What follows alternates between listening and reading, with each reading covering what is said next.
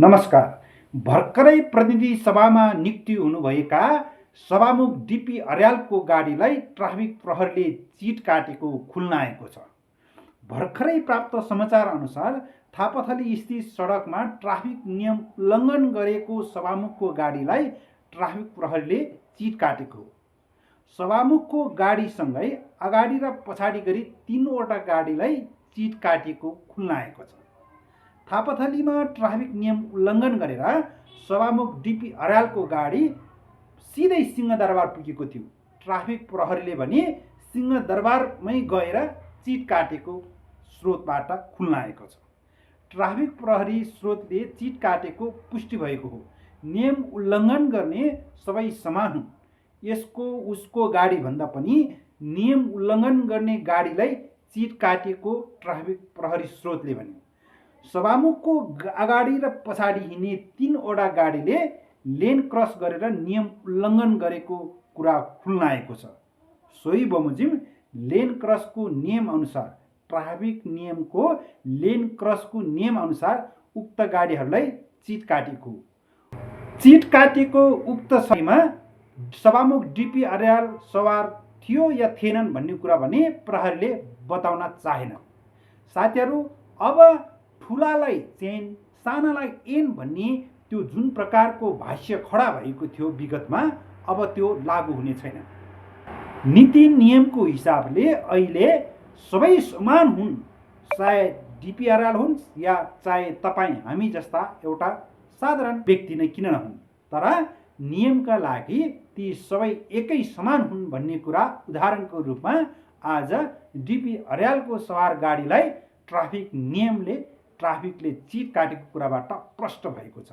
तपाईँ हामीले विगतमा देख्दै आएको र भोग्दै आएको कुरा के हो भने यो ट्राफिक नियम अनुसार सबैलाई समान त हुनुपर्ने हो, तर विगतमा ठुला मान्छे भनेकाहरू, ठुला बडा भनेका मान्छेहरूलाई जुन प्रकारको नियम लाग्दैन थियो, जुन प्रकारको ट्राफिक नियम उल्लङ्घन गर्दा पनि ट्राफिकले चिट काट्ने सम्मको हिम्मत राख्दैन थियो।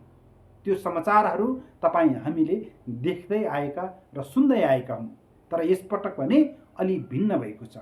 जेन्जी आन्दोलनपछि बनेको यो सरकार, फागुन 21 गतेको चुनावपछि बनेको यो युवाहरूको सरकार, अब यो बालिन सरकारको पालाबाट के तपाईँ हामीले अनुभव गरिरहेका छौँ भने अब ट्राफिक नियम होस्, अरू कुनै पनि नीति नियम कानुन होस्, ती सम्पूर्णका लागि बराबर हुन्, समान हुन्। यसै अनुरूप अहिले सभामुख डिपी अर्यालको गाडीलाई जुन प्रकारले ट्राफिक नियम अनुसार ट्राफिकहरूले चिट काटेका छन्, त्यो एउटा ज्वलन्त उदाहरण हो। तपाईँ हामीले भोग्दै आएका, देख्दै आएको भन्दा अलि भिन्न हो। हुनुपर्ने यही नै हो। विगतमा ठुल्ठुला नेताहरूदेखि ठुल्ठुला व्यक्तित्वहरू जुन भनेका हामीले समाजमा भोग्दै आएका, देख्दै आएका ठुला नेता मन्त्री, जुन प्रकारको ठुला प्रहरी उच्च तहका व्यक्तिहरू हुन्छन् हो, ती सबैले नियमहरू उल्लङ्घन गर्दै आएका हुन्, तर तिनीहरूलाई ट्राफिक नियम अनुसार ट्राफिकहरूले चिट काट्न सकिरहेको थिएनन्। तर यसपटक पनि अलिक भिन्न भएको छ। यसपटक सबै समान हुन्, कसैलाई एन कसैलाई चेनको अवस्था रहेन। त्यसै अनुसार हामीले एउटा सानो अनुभूति गरेको छ। यो कुरा सुन्दाखेरि एउटा सानो सामान्य जस्तो लाग्छ, तर एउटा जनताले अनुभूति गर्ने के एउटा आधार हो भने अब सम्पूर्ण नीति नियम र कानुनहरू सबै व्यक्तित्वका लागि, सबै व्यक्तिका लागि समान हुन्। ट्राफिक नियम अनुसार अब सभामुख, उपसभामुख अथवा कुनै पनि व्यक्ति, प्रधानमन्त्री नै किन नहोस्, तर यदि ट्राफिक नियम उल्लङ्घन गरेको अवस्थामा ट्राफिकले चिट काट्ने सम्भावना छँदैछ।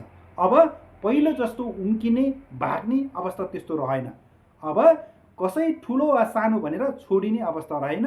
अब सानो होस् या ठुलो, सबैलाई एकै तरिकाले ट्राफिक नियम लागू हुनेछ र कुनै पनि नियम उल्लङ्घन गरेको अवस्थामा प्रधानमन्त्री नै किन नहोस्, प्रधानमन्त्री सवार गाडी नै किन नहोस्, तिनीहरूलाई पनि चिट काट्ने, ट्राफिकले चिट काट्ने बलियो सम्भावना छ, बलियो अवस्था सिर्जना भएको छ। त्यसैले आज जुन प्रकारको उदाहरणको रूपमा डिपी अर्याल, सभामुख डिपी अर्यालको गाडीलाई चिट काटेको छ, त्यो एकदमै जनताको निम्ति एउटा खुसीको कुरा हो। नियम कानुन भन्ने कुरा सबैको लागि बराबर हुन् भन्ने कुरा एउटा जनताले अनुभूति आभास गरेका छन्। परिस्थितिको अवस्था सिर्जना हुनुमा अहिलेका गृहमन्त्री सुदन गुरुङको आगमन जुन प्रकारले भएको छ, गृहमन्त्रीमा जुन प्रकारले सुदन गुरुङको उपस्थिति रहेको छ, त्यसले पनि सम्पूर्णलाई एउटा सहजताको वातावरण स्थापना गरिदिएको छ।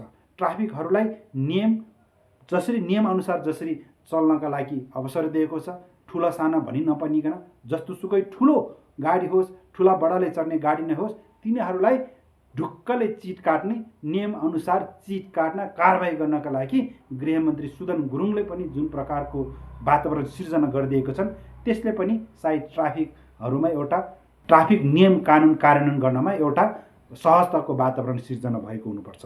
त्यसैले यसको श्रेय हामी सुदन गुरुङलाई जान्छ। सुदन गुरुङ लगायत सम्पूर्ण ट्राफिक नियम जुन प्रकारको सुरक्षा निकाय छ, सम्पूर्णलाई धन्यवाद भन्न चाहन्छु। तपाईँलाई के लाग्छ साथीहरू, अब के ट्राफिकहरूले हामीलाई मात्र होइन, अब के ठुला बडा सबैलाई नियम उल्लङ्घन गरेको अवस्थामा चिट काट्न थालेकै हुन् त? तपाईँलाई के लाग्छ? तपाईँको विचार प्रतिक्रिया कमेन्ट बक्समा राख्नुहोला। धन्यवाद।